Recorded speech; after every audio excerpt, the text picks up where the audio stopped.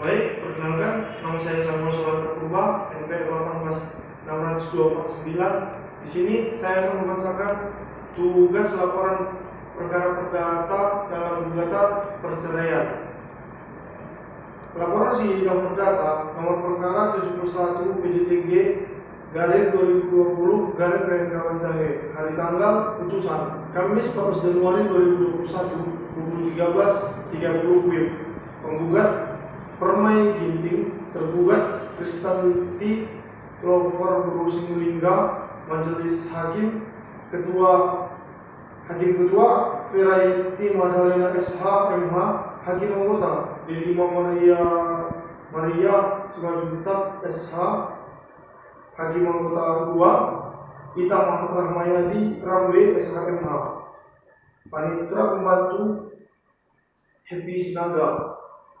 Perkara kegiatan gugatan perceraian, bahwa penggugat dan tergugat adalah suami istri berdasarkan perkawinan antara penggugat dan tergugat yang dilaksanakan menurut agama Kristen di Gereja Patak Protestan GPKP Lingga nomor 360 tanggal 12 November 2018 dan surat perkawinan adat tanggal 13 November 2018 nomor 470 garing 1162 garing SKK garing LG garing XI garing 2020 bahwa dari perkawinan tersebut dikaruniai satu orang anak bernama Leo Alexandrio Ginting, bahwa awal mula kuasa penggugat dan tergugat ketika anak penggugat dan tergugat berusia 5 bulan. Percekcokan terjadi akibat tergugat yang bertempera dan emosional. Walaupun permasalahan kecil dan tidak menghargai penggugat sebagai suami dan orang dari penggugat serta sering meminta pindah rumah dan merasa tidak nyaman tinggal di rumah orang tua penggugat. Bahwa selama tinggal di rumah orang tua penggugatlah yang bekerja dan memenuhi kebutuhan keluarga, tetapi tergugat berulang kali meminta keperluan yang tidak jelas dengan cara memaksa. Apabila tidak dikabulkan, maka tergugat langsung emosi dan memukul penggugat. Bahwa di bulan 5 2019 setelah kejadian itu, tergugat pergi ke rumah orang tuanya dan penggugat pergi untuk menjemput tergugat ke rumah orang tuanya. Setiap pergi selama 2 bulan. Bahwa selama kembali bersama tinggal, kelakuan tergugat tidak berubah dan malah semakin kasar dan emosional. Bahwa puncak permasalahan penggugat dan tergugat terjadi di bulan 2 tahun 2020. Sewaktu penggugat sedang berada di warnet, tergugat datang mengatakan kata-kata kasar dan memukul punggung penggugat. Mengalah dan pulang ke rumah, tetapi di rumah pun tergugat tetap memarahi penggugat. Bahwa setelah kejadian itu terjadi, menelpon orang tuanya untuk menjemput, dan seketika itu orang tua tergugat membawa tergugat ke rumahnya di Desa Lingga. Bahwa di bulan 7 2020 permasalahan dibicarakan secara kekeluargaan, namun tidak ada kesimpulan dan penggugat diusir orang tua tergugat sewaktu mau membicarakan hal tersebut. Walaupun tergugat bersifat acuh tak acuh atau kurang peduli terhadap penggugat tetap berusaha untuk bersabar dan ingin mempertahankan rumah tangga tersebut.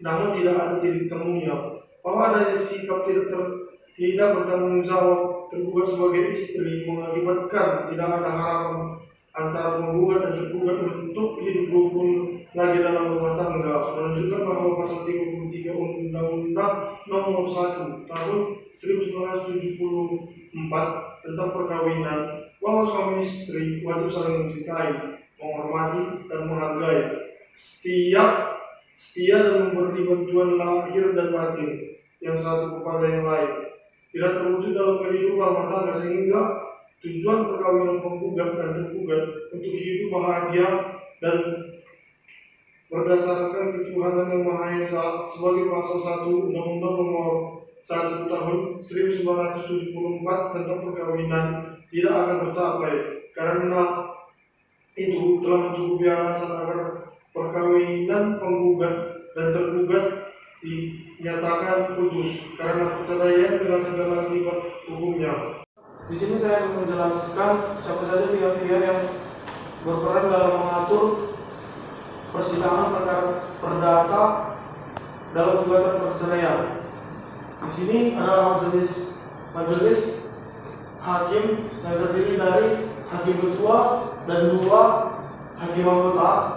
Di sebelah kanan hakim ketua adalah panitra, di depan panitra adalah penasehat penggugat, dan di sebelah kiri saya adalah penasehat penasehat yang tergugat. Di sini adalah saksi-saksi atau terdakwa dan penggugat atau tergugat yang akan dimintai keterangan. Dan di belakang kita terlihat adalah kursi untuk kursi penonton yang mengikuti perjalanan persidangan.